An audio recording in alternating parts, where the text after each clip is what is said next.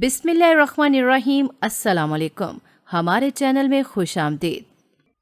دیکھ بیا، تو جانتی ہے کہ میں بے قصور ہوں۔ تجھے پتا ہے کہ میں نے کچھ بھی نہیں کیا۔ تجھے یہ بھی پتا ہے کہ میں پاک دامن ہوں۔ اپنے شوہر کے علاوہ میں نے کبھی بھی کسی کے بارے میں نہیں سوچا۔ کسی سے بات کرنا اور اسے دیکھنا تو بہت ہی آگے کی چیز ہے۔ میری پیاری گڑیا، تم کچھ کرتی کیوں نہیں ہو؟ بھابھی اس وقت میرے پاس بیٹھی ہوئی تھی اور روتے ہوئے مجھے اپنی بے گناہی ثابت کر رہی تھی۔ میں نے اپنی بھابھی کے آنسو صاف کیے اور انہیں کہا، جی بھابھی، میں بہت اچھی طرح سے جانتی ہوں، لیکن اس کے باوجود بھی میں آپ کی کوئی مدد نہیں کر سکتی۔ میں اپنی دادی اور اماں کے خلاف تو نہیں جا سکتی۔ تم میرے ساتھ اتنی بڑی زیادتی کیسے کر سکتی ہو؟ مت بھولو کہ تمہاری بھی ایک دن شادی ہوگی، تم بھی سسرال جاؤ گی، تم بھی کسی کی بھابھی بنو گی۔ جب تمہارے ساتھ یہ سب کچھ ہوا، پھر تم کیا کرو گی؟ بھابھی کی بات سن کر ایک لمحے کے لیے تو میرا دل تیزی سے دھڑکا، اس سے پہلے کہ میرا ضمیر زندہ ہو جاتا، اور میں بھائی کو کال کر کے سب کچھ بتا دیتی۔ وہاں پر دادی چلی آئیں۔ انہوں نے بھابھی کو بالوں سے پکڑا اور ان کے چہرے پر تھپڑ مارتے ہوئے کہنے لگی، ارے تیری اتنی ہمت کہ تو میری بیٹی کو بد دعا دے؟ میری بیٹی تیرے جیسی بالکل بھی نہیں ہے۔ ارے تم جیسی لڑکیوں کو تو میں بہت اچھے طریقے سے جانتی ہوں۔ تم نے کیا سوچا تھا کہ تم ہمارے بچے کو اپنے قابو میں کر لو گی اور ہم تمہیں کچھ بھی نہیں کہیں گے؟ بھابھی درد سے چلا رہی تھی اور خود کو دادی سے آزاد کروانے کی کوشش کر رہی تھی۔ اس کے ساتھ ساتھ وہ میری منتیں بھی کر رہی تھی۔ میں تیزی سے دادی کے پاس گئی اور دادی کو آرام سے پیچھے کیا۔ میں نے انہیں پرسکون کرنے کی کوشش کی، لیکن یوں لگ رہا تھا جیسے ان کا بلڈ پریشر دوبارہ سے ہائی ہو گیا ہے۔ میں نے بڑی مشکل سے انہیں نارمل کیا۔ میں نے دادی کو کہا کہ آپ بھابھی پر اتنا بڑا ظلم مت کریں۔ ہم اس عورت پر کسی قسم کا بھی ظلم نہیں کر رہے، بلکہ یہ عورت ہم پر ظلم کرنے جا رہی تھی۔ میں نے خود اسے اپنے شوہر سے باتیں کرتے ہوئے سنا تھا۔ یہ اس سے ہماری شکایتیں لگا رہی تھی، اور یہ مرن جوگی اپنے حسن کی وجہ سے بہت جلد ہی اپنے شوہر کو قابو میں کر چکی ہے، مگر یہ مجھے بھی نہیں جانتی۔ اگر میں نے اسے احسن کے دل سے نہ اتارا تو میرا نام بھی راشدہ نہیں۔ دادی حد سے زیادہ جذباتی ہو گئی تھی۔ میں نے دادی کو کہا کہ جتنا حق آپ احسن پر رکھتے ہیں، اس سے زیادہ حق بھابھی کا ہے۔ اگر انہوں نے کسی دن آپ کی شکایت لگا بھی تھی تو اس میں کون سی بڑی بات ہو گئی؟ ہر بیوی ہی اپنے شوہر کو شکایت لگاتی ہے۔ اگر وہ اپنے شوہر سے اپنے دل کا حال نہیں کہیں گی تو پھر کسے کہیں گی؟ ارے ہم نے تو کبھی بھی اپنے شوہروں کو اپنی ساس کی شکایت نہیں لگائی۔ ہماری ساس تو ہمیں مارتی پیٹتی بھی تھی، سارے گھر کے کام کرواتی تھی، مگر ہم اپنے شوہر کے سامنے زبان تک نہیں کھولتے تھے۔ دادی، آپ کا زمانہ اور تھا، اور جہاں تک دادی کی بات ہے تو دادا کو بہت اچھے طریقے سے جانتی ہوں۔ وہ ان مردوں میں سے تھے ہی نہیں جو اپنی بیوی کو عزت دینا جانتا ہو۔ دادی نے مجھے زور سے پیچھے کی طرف دھکا دیا اور ڈانٹتے ہوئے کہنے لگی، تو میری سائڈ لے رہی ہے یا پھر اس کی؟ میں نے دادی کو کہا کہ میں آپ کو صرف اور صرف سمجھا رہی ہوں۔ بھابھی ٹھیک ہی کہہ رہی ہیں، مت بھولیں کہ ابھی میری شادی ہونا باقی ہے۔ اگر میرے ساتھ اتنی بڑی زیادتی ہو گئی تو میں پھر کہاں جاؤں گی؟ اچھا ٹھیک ہے، اب زیادہ زبان چلانے کی ضرورت نہیں ہے۔ میں تیرے بھائی کو کچھ بھی نہیں بتاؤں گی۔ چل اب تو اپنے کمرے میں جاؤ اور دوبارہ مجھ سے اس بارے میں بات نہیں کرنا۔ دادی نے مجھے ڈانٹ کر کمرے میں بھیج دیا۔ ابھی میں کمرے کے اندر داخل ہوئی تھی کہ بھابھی تیزی سے کمرے کے اندر چلی آئیں۔ انہوں نے کمرے کا دروازہ لاک کیا۔ دوپٹے کے نیچے سے انہوں نے موبائل نکالا۔ پہلے انہوں نے اپنے آنسو صاف کیے، پھر وہ موبائل میرے حوالے کرتے ہوئے زور سے کہنے لگی، یہ دیکھو، یہ موبائل میں تمہاری ماں کے کمرے سے چرا کر لائی ہوں۔ تمہاری ماں بھی گھر پر موجود نہیں ہے، ان کے آنے سے پہلے جلدی سے احسن کو کال میں لا لو۔ دراصل میری بھابھی کو ٹچ موبائل چلانا نہیں آتا تھا۔ ان کے پاس ایک بٹنوں والا موبائل تھا جو کہ امی نے لے لیا تھا۔ میری بھابھی گاؤں کی ایک سیدھی سادی لڑکی تھی جو گھر کے کاموں میں طاق رہتی تھی۔ اس کے علاوہ پڑھائی سے ان کا دور دور تک کوئی تعلق نہیں تھا۔ امی نے بھی اسی وجہ سے ہی بھائی کے ساتھ بھابھی کی شادی کی تھی، کیونکہ وہ جانتی تھیں کہ آج کل کے دور میں پڑھی لکھی لڑکیاں بہت زیادہ چالاک ہیں، وہ ان کے ہاتھ میں نہیں آئیں گی۔ امی کو ایک ایسی بہو چاہیے تھی جو کہ ساری زندگی ان کی بات بغیر چو چرا کیے مانتی رہے۔ بھابھی کا ایک بھائی تھا جو اعلیٰ تعلیم حاصل کر رہا تھا۔ بھابھی اس کی تعریفیں میرے سامنے کرتی رہتی تھیں، مگر نہ جانے کیوں مجھے بھابھی پر یقین نہیں آتا تھا۔ میں نے ایک نظر بھابھی کے چہرے پر ڈالی اور انہیں کہا کہ مجھے معاف کر دیجیے، میں اس سلسلے میں آپ کی کوئی بھی مدد نہیں کر سکتی۔ پہلے تو وہ حیرانگی سے میرے چہرے کی طرف دیکھتی رہیں، پھر مجھے کہنے لگیں، ٹھیک ہے، تم ان سے کوئی بھی شکایت نہ لگاؤ، لیکن مجھے صرف ایک بار نمبر ملا کر دے دو، میں نے احسن سے کال کرنی ہے۔ کل رات میری ان سے صرف 1 منٹ کے لیے بات ہوئی تھی، وہ مجھ سے بہت ناراض لگ رہے تھے، میرا دل بہت زیادہ گھبرا رہا ہے، مجھ سے ان کی ناراضگی برداشت نہیں ہو رہی۔ بھابھی نے میرے سامنے ہاتھ جوڑ دیے، میں نے جلدی سے ان کے ہاتھ پکڑ کر نیچے کیے اور انہیں کہا کہ بھابھی، میں بہت زیادہ معذرت کرتی ہوں، لیکن میں کچھ بھی نہیں کر سکتی۔ یہ کہہ کر میں اٹھی اور واش روم جا کر دروازہ بند کر دیا۔ بھابھی زور زور سے دروازہ بجانے لگی اور کہنے لگی، تم لوگوں کی وجہ سے میں اپنے شوہر سے دور ہو جاؤں گی، تم لوگ میرے ساتھ بہت بڑی زیادتی کر رہے ہو۔ ایک تو پہلے ہی میں اپنے گھر والوں سے بہت دور ہوں، یہاں پر میرا کوئی بھی نہیں ہے، کم از کم تم تو میرا ساتھ دینے کے لیے تیار ہو جاؤ، ایک تمہارے سہارے ہی تو میں یہاں پر جی رہی ہوں، اگر تم بھی میرے ساتھ ایسا ہی سلوک کرو گی تو میں جیتے جی مر جاؤں گی۔ یہ کہہ کر بھابھی وہیں زمین پر بیٹھ گئیں اور رونے لگیں، میری آنکھوں سے بھی تیزی سے آنسو بہہ رہے تھے۔ بھابھی کی تکلیف کو میں بہت اچھے طریقے سے محسوس کر رہی تھی، لیکن میں کیا کرتی؟ اماں کی وجہ سے میں بہت زیادہ بے بس تھی۔ اماں کو میں بہت اچھے طریقے سے جانتی تھی کہ اگر بھائی کو میں نے اماں کی شکایت لگا دی تو اماں میرا بھی جینا حرام کر دیں گی۔ میری اماں اصولوں کی بہت پکی تھیں اور ان کے اصول سب پر ہی لاگو ہوتے تھے، چاہے ان کی اپنی اولاد ہو یا پھر کسی اور کی۔ کافی دیر کے بعد جب میں نے دروازہ کھولا تو میں نے دیکھا بھابھی وہیں زمین پر ہی سو گئی تھی، ان کے چہرے پر معصومیت پھیلی ہوئی تھی۔ بے ساختہ میرے چہرے پر مسکراہٹ آ گئی۔ بھائی بھابھی کسی معصومیت پر ہی فدا ہو گئے تھے۔ جب اماں نے ان سے پہلی بار شادی کی بات کی تھی تو انہوں نے بہت واویلا مچایا تھا اور کہا تھا کہ میں ایک ان پڑھ عورت سے شادی نہیں کروں گا، مجھے شادی کے لیے پڑھی لکھی عورت چاہیے۔ اماں نے ضد کی اور انہیں اپنے ساتھ لے کر گاؤں چلی گئیں۔ جب وہ واپس آئے تو ان کا چہرہ گلاب کی طرح کھلا ہوا تھا۔ میں نے سوچا کہ جاتے ہوئے تو یہ اتنے اداس تھے اور جانے کے لیے بھی تیار نہیں تھے، آخر واپسی پر یہ اتنے خوش کیسے ہو سکتے ہیں؟ جب میں نے بھائی سے اس بارے میں بات کی تو بھائی خوشی خوشی مجھے بتانے لگے، وہ لڑکی بہت ہی معصوم ہے اور بہت ہی پیاری ہے، مجھے پیاری اور معصوم لڑکیاں بچپن سے بہت زیادہ پسند ہیں، میں خود کو بہت ہی خوش قسمت محسوس کر رہا ہوں کہ مجھے اتنی اچھی بیوی مل گئی ہے۔ اور جہاں تک پڑھائی کا سوال ہے تو پڑھنا لکھنا اتنا ضروری نہیں ہے، لڑکی کے پاس شعور ہونا چاہیے۔ میں نے اسے بات کر کے دیکھا ہے، وہ بہت ہی عقل مند ہے۔ اس کایا پلٹ پر مجھے حیرانگی بھی ہو رہی تھی اور ہنسی بھی آ رہی تھی۔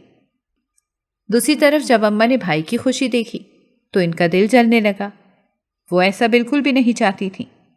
اس کے بعد انہوں نے رشتہ توڑنے کی بھی کوشش کی، لیکن بھائی ڈٹ کر کھڑے ہو گئے اور انہوں نے اماں کو صاف الفاظ میں کہہ دیا کہ اب اگر تم نے دوبارہ میرا دل توڑنے کی کوئی کوشش کی تو میں یہ ملک چھوڑ کر ہمیشہ ہمیشہ کے لیے چلا جاؤں گا اور کبھی بھی لوٹ کر نہیں آؤں گا، پھر ساری زندگی میری شکل کو ترستے رہنا۔ بھائی کی بات سن کر اماں بہت زیادہ پریشان ہو گئی تھی۔ اس وقت میں نے اور دادی نے اماں کو تسلی دی کہ فکر مند ہونے کی ضرورت نہیں ہے، وہ لڑکی بہت سادہ ہے، اسے زمانے کی چالاکیاں نہیں آتی، وہ تمہارے بیٹے کو اپنے قابو میں نہیں کر پائے گی، اور ویسے بھی جب وہ اس گھر آئے گی تم تب ہی اسے لگام ڈال دینا۔ اماں نے ایسا ہی کیا۔ بھابھی کی شادی ہو گئی، بھابھی ہمارے گھر چلی آئیں۔ ان کی شادی کا دوسرا دن تھا۔ وہ کمرے میں بیٹھی بھائی سے باتیں کر رہی تھیں کہ اچانک ہی اماں کمرے کے اندر داخل ہو گئیں۔ نہ تو اماں نے دستک دی اور نہ ہی اندر جانے کی اجازت دی۔ میں بھی اماں کے ساتھ ساتھ ہی تھی۔ جب بھائی نے یہ سب دیکھا تو واویلا مچانے لگے اور کہنے لگے، اماں یہ کیا طریقہ ہے؟ اب میں کنوارا نہیں ہوں بلکہ میں شادی شدہ ہوں، کم از کم کمرے میں داخل ہوتے وقت اجازت تو لے لیا کرو۔ بھابھی بھائی کو سمجھانے لگی اور کہنے لگی، کوئی بات نہیں۔ اماں نے انتہائی غصے سے بھابھی کی طرف دیکھا اور انہیں کہا، مجھے پتا ہے کہ تم نے ہی میرے بیٹے پر کوئی جادو کیا ہے، اسی وجہ سے میرا بیٹا میرے ساتھ اتنی بدتمیزی کرنے لگا ہے، مگر تم مجھے جانتی نہیں ہو، مجھے اچھی طرح سے سیدھا کرنا آتا ہے۔ میں صرف اور صرف تم دونوں کو یہ بتانے کے لیے آئی تھی کہ یہ کوئی انگلینڈ نہیں ہے جو تم لوگ دن کے 12 بجے تک سوتے رہو گے، بلکہ یہ پاکستان ہے اور ہم مسلمان ہیں۔ ہماری صبح 5 بجے ہی شروع ہو جاتی ہے۔ کل سے اپنی بیوی کو کہنا کہ نماز پڑھنے کے لیے ہمارے پاس آ جایا کرے۔ اماں کی بات سن کر میں نے حیرت سے اماں کے چہرے کی طرف دیکھا۔ ان پچھلے 8 سالوں میں میں نے اماں کو ایک بار بھی فجر کی نماز پڑھتے ہوئے نہیں دیکھا تھا، اور اب بھی صرف اور صرف بھابھی کو بھائی سے دور کرنے کے لیے وہ یہ کر رہی تھیں۔ اماں نہیں جانتی تھی کہ شوہر کو بیوی سے الگ کرنا یا بیوی اور شوہر کے درمیان پھوٹ ڈلوانا کتنا بڑا گناہ ہے۔ اماں کی بات سن کر بھابھی نہایت ہی عاجزی سے کہنے لگی، اماں، دراصل میں نے صبح فجر کی نماز پڑھ لی تھی۔ میں تمہیں اپنے کمرے میں آنے کے لیے کہہ رہی ہوں، کل سے میرے کمرے میں چلی آنا۔ مجھے دوسری بار بات کہنے کی عادت نہیں ہے۔ یہ کہہ کر اماں دوبارہ سے لمبے ڈنگ بھرتی کمرے سے نکل گئیں۔ مجھے بہت ہی شرمندگی کا احساس ہو رہا تھا اور خود پر غصہ بھی آ رہا تھا کہ کیا ضرورت تھی اماں کے پیچھے جانے کی۔ اس کے بعد تو اماں نے حد ہی کر دی۔ وہ ایک لمحے کے لیے بھی بھائی اور بھابھی کو ایک ساتھ وقت نہیں گزارنے دیتی تھیں۔ جب بھی وہ کہیں بیٹھے باتیں کر رہے ہوتے تھے تو اماں ان کے سر پر جا کر کھڑی ہو جاتی تھیں اور بھابھی کو کسی نہ کسی کام پر لگا دیتی تھیں۔ بھائی سب سے بہت زیادہ تنگ آ گئے تھے۔ وہ بہت زیادہ چڑچڑے ہو گئے تھے۔ تھوڑے ہی دنوں کے بعد بھائی کمپنی کی طرف سے ملک سے باہر چلے گئے۔ تو اب بھابھی نے بھائی کو صرف ایک بات کہی تھی کہ میں آپ کے بغیر یہاں پر کیسے رہوں گی؟ آپ کی اماں مجھے نہیں جینے دیں گی۔ اس چھوٹی سی بات کو دادی نے پکڑ لیا اور اتنا زیادہ پھیلایا کہ میں بیان نہیں کر سکتی۔ اماں جب بھی بھابھی کو دیکھتی تو انہیں یہی بات یاد آ جاتی۔ دادی نے ہی اماں کو کہا تھا کہ یہ تمہارے بیٹے کے دل میں تمہارے لیے نفرت پیدا کر رہی ہے۔ اماں نے بھابھی سے بٹنوں والا موبائل بھی لے لیا۔ اب بھابھی بھائی کو اپنی مرضی سے کال نہیں کر سکتی تھی۔ کبھی کبھار ہی 1-2 منٹ کے لیے ان کے بھائی سے کال ہو جاتی تھی۔ وہ سارا دن میری منتیں کرتی رہتی تھی۔ میں بھی اماں کی وجہ سے بھابھی کو ٹالتی رہتی تھی کیونکہ میں اماں کو دھوکہ نہیں دے سکتی تھی۔ ایک دن بھابھی اپنی اماں کے گھر گئیں اور وہاں سے انہوں نے بھائی سے رابطہ کیا اور بھائی کو اپنے اوپر ہونے والے مظالم کے بارے میں بتا دیا۔ بھائی نے اسی وقت گھر میں کال کی اور اماں کو ڈانٹتے ہوئے کہنے لگا کہ میں سوچ بھی نہیں سکتا تھا کہ آپ اس قدر گر سکتی ہیں۔ آخر کیا مل رہا ہے آپ کو یہ سب کچھ کر کے؟ میں جب وہاں پر تھا تب بھی آپ نے ہمیں ایک لمحے کے لیے بھی سکون سے نہیں جینے دیا۔ اب میں یہاں پر آ گیا ہوں تب بھی آپ میری بیوی کو تکلیف پہنچا رہی ہیں۔ میں بہت جلد ہی اپنی بیوی کو اپنے پاس بلا لوں گا، پھر آپ اکیلے ہی وہاں پر جلتی رہیے گا۔ بھائی بہت زیادہ غصے میں لگ رہا تھا۔ بھائی کی باتیں سن کر اماں بہت زیادہ پریشان ہو گئیں، لیکن اسی وقت ہی اماں نے چالاکی کا مظاہرہ کیا اور بھائی کو کہنے لگی، بیٹا تمہیں پتہ نہیں ہے کہ میں اس پر اتنی پابندیاں کیوں لگا رہی ہوں؟ اگر میں اس پر یہ پابندیاں نہ لگاؤں تو وہ میرا منہ کالا کروا دے۔ کیا مطلب ہے اس بات کا؟ کہیں آپ میری بیوی پر کوئی نیا الزام تو نہیں لگا رہی؟ بھائی کا لہجہ تشویشناک ہو گیا تھا۔ ارے میں کیوں کسی پر الزام لگاؤں گی؟ مجھے خدا سے بہت خوف محسوس ہوتا ہے۔ میں کوئی الزام نہیں لگا رہی، بلکہ میں تمہیں حقیقت بتا رہی ہوں۔ اس سے موبائل میں نے اس وجہ سے لیا ہے کیونکہ اس نے مردوں سے باتیں شروع کر دی تھیں۔ نہیں اماں، ایسا نہیں ہو سکتا۔ میں یہ سب کچھ نہیں مان سکتا۔ میں اپنی بیوی کو بہت اچھی طرح سے جانتا ہوں۔ وہ بہت پاک ہے اور نیک ہے۔ وہ مجھے اتنا بڑا دھوکہ نہیں دے سکتی۔ لے، اگر تجھے میری بات پر یقین نہیں ہے تو اپنی بہن سے پوچھ لے۔ اماں نے وہ موبائل جلدی سے میرے حوالے کر دیا۔ ایک لمحے کو مجھے لگا کہ میرا دل بند ہو جائے گا۔ کسی کے خلاف جھوٹی گواہی دینا بہت بڑا گناہ تھا، لیکن اماں مجھ سے زبردستی وہ گناہ کروا رہی تھی۔ میرے منہ سے الفاظ ادا ہی نہیں ہو رہے تھے۔ میری آنکھوں سے آنسو بہنے لگے۔ دوسری طرف بھائی ہیلو ہیلو کر رہا تھا۔ گڑیا، مجھے جلدی سے بتاؤ کہ اماں جو کچھ کہہ رہی ہیں وہ سچ ہے؟ گڑیا، میں صرف تمہاری بات پر یقین کرتا ہوں اور تمہارے علاوہ مجھے کسی پر بھی یقین نہیں ہے۔ مجھے وہی سب کچھ بتانا جو حقیقت پر مبنی ہے۔ اماں نے میرے سامنے ہاتھ جوڑ دیے اور پھر اس دن نہ چاہتے ہوئے بھی میں نے جھوٹی گواہی دے دی اور بھابھی کو گنہگار ثابت کر دیا۔ کمرے میں جانے کے بعد میں بہت روئی اور اپنے رب سے معافیاں مانگتی رہی، مگر مجھے ایک لمحے کے لیے بھی سکون نہیں مل رہا تھا، کیونکہ میں نے غلطی نہیں کی تھی بلکہ ایک بہت بڑا گناہ کر دیا تھا۔ جب میں نے اماں سے اپنی بے چینی کا اظہار کیا تو اماں مجھے ڈانٹتے ہوئے کہنے لگی، ارے اس میں کون سی بڑی بات ہے، تو کچھ زیادہ ہی اس بارے میں سوچ رہی ہے، بس زیادہ فکر مند نہ ہو، تم بس یہ سمجھو کہ وہ گناہ تم نے نہیں بلکہ میں نے کیا ہے۔ چلو اب خوش ہو جاؤ، جا کر اپنے کمرے میں آرام کرو۔ یوں لگ رہا تھا جیسے اماں کا دل سیاہ پڑ گیا ہو، کوئی بھی چیز اماں کے دل پر اثر نہیں کر رہی تھی۔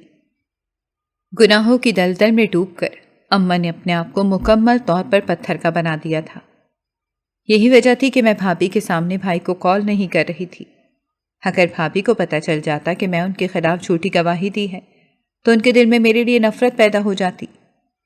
مجھے دوسری طرف یہ بھی ڈر لگ رہا تھا کہ کہیں ایسا نہ ہو بھائی بھابھی کو میری حقیقت کے بارے میں بتا دیں۔ میں بہت بری طرح سے پھنس گئی تھی، سمجھ نہیں آ رہا تھا کہ کیسے اس دلدل سے نکلوں۔ دن بہ دن میں اس میں مزید دھستی چلی جا رہی تھی۔ دن بہ دن میرے کھاتے میں زیادہ سے زیادہ گناہ لکھے جا رہے تھے۔ اب تو دادی ہر وقت ہی بھائی سے فون پر باتیں کرتی رہتی تھیں اور انہیں بھابھی کے خلاف بھڑکاتی رہتی تھیں۔ حالات تشویشناک ہو گئے تھے۔ اب تو بھائی نے یہ بھی کہہ دیا تھا کہ میں بہت جلد ہی اس عورت کو طلاق دے دوں گا۔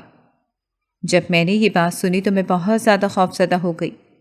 میں نے بھائی کی منتیں کی اور انہیں کہا کہ خدا کے لیے اتنی بڑی زیادتی نہ کیجیے گا، پہلے آپ پاکستان آ جائیں، یہاں آنے کے بعد ہی آپ کوئی فیصلہ لیجیے گا۔ وہاں بیٹھ کر آپ کسی بھی چیز کے بارے میں مکمل طور پر نہیں جان سکتے، ہر کوئی ہی آپ کو اپنی مرضی کے مطابق بتا رہا ہے۔ آپ خود یہاں پر آئیے گا اور پھر جب سب کچھ دیکھتے ہوئے فیصلہ کیجیے گا۔ میری بات سن کر بھائی خاموش ہو گئے۔ وہ طلاق دینے سے تو پیچھے ہٹ گئے تھے، لیکن اب انہوں نے بھابھی سے رابطہ بالکل ختم کر دیا تھا۔ بھابھی ہر وقت ہی روتی رہتی تھی یا پھر خاموشی سے ایک جگہ پر بیٹھی رہتی اور نہ جانے کیا سوچتی رہتی تھی۔ دن بہ دن ان کی حالت بہت خراب ہو رہی تھی، ان کا رنگ بھی سیاہ پڑتا جا رہا تھا، ان کے چہرے پر جو رونق تھی وہ بھی ختم ہو گئی تھی، ان کا کھلکھلاتا چہرہ بھی بالکل مرجھا گیا تھا۔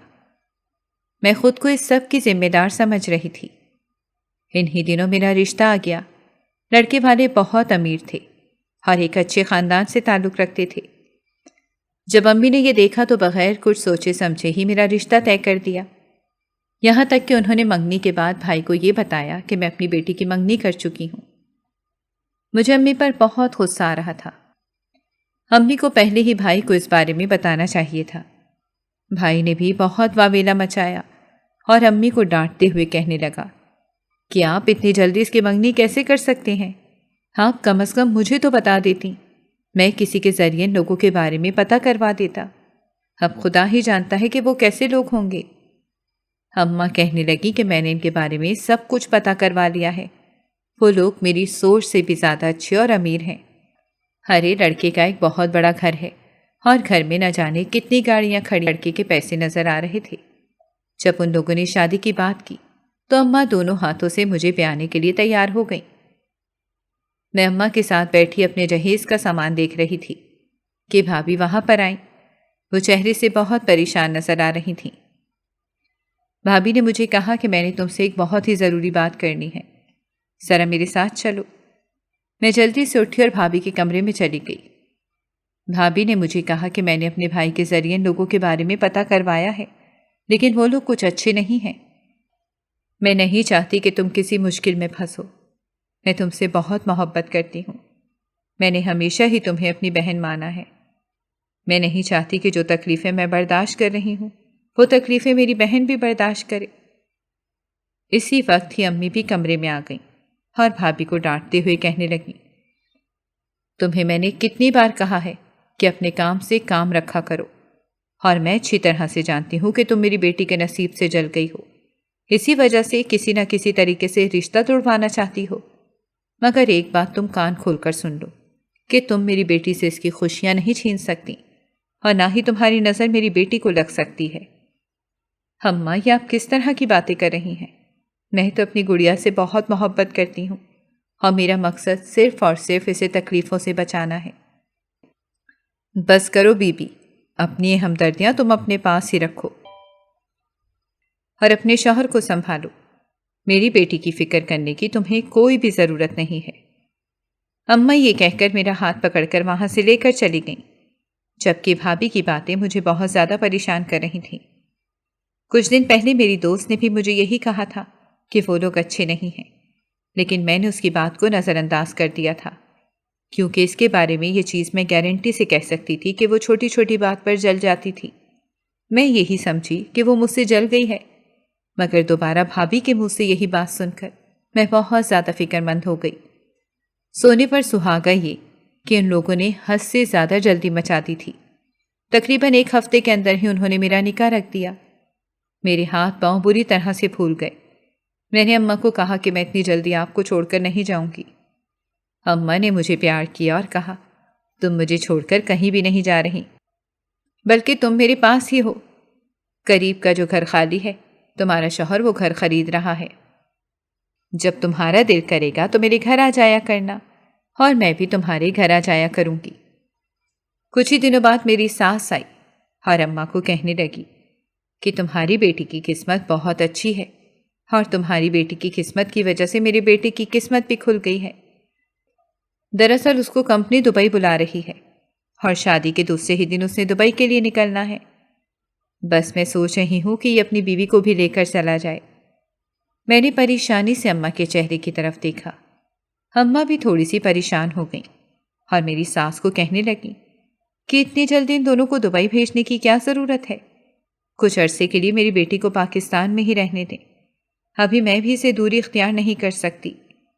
ساس نے انہیں کہا کہ مجبوری ہے، اگر مجبوری نہ ہوتی تو میں کبھی بھی نہ کہتی، اور ویسے بھی آپ کی بیٹی کو تو شکر ادا کرنا چاہیے جس سے اتنی چھوٹی سی عمر میں اتنی عیاشی بھری زندگی مل رہی ہے۔ ارے لڑکیاں تو دبئی جانے کے خواب دیکھتی ہیں، اور نہ جانے شادی کے کتنے سالوں بعد انہیں باہر جانے کا موقع ملتا ہے، اور کچھ لڑکیاں تو ایسی ہیں جو کہ پوری زندگی ہی باہر اس عورت کی بات سن کر میری اماں دوبارہ سے خواب دیکھنے لگیں۔ انہوں نے اس عورت کے جانے کے بعد مجھے کہا کہ پہلے تم دبئی جاؤ، پھر اس کے بعد مجھے بھی اپنے پاس ہی بلا لینا۔ میری اماں کے دل میں بھی لالچ آ گیا تھا۔ تقریباً 1 مہینے کے بعد اماں نے میری شادی کر دی۔ میں دلہن بنی اپنے کمرے میں بیٹھی ہوئی تھی۔ میرے پاس کوئی بھی موجود نہیں تھا، یہاں تک کہ کوئی نند بھی نہیں تھی۔ وہ دونوں ماں بیٹا اکیلے ہی رہتے تھے۔ مجھے شدید پیاس لگ رہی تھی جو اب برداشت سے باہر ہو گئی تھی۔ میں تیزی سے اٹھی اور باہر نکلی۔ اچانک ہی اپنی ساس کے کمرے سے مجھے باتیں کرنے کی آواز سنائی دی۔ وہ میرا ہی نام لے رہی تھی۔ نہ چاہتے ہوئے بھی میں وہاں پر چلی گئی۔ ان کی جب میں نے بات سنی تو مجھے لگا کہ میرے قدموں کے نیچے سے زمین نکل گئی ہے۔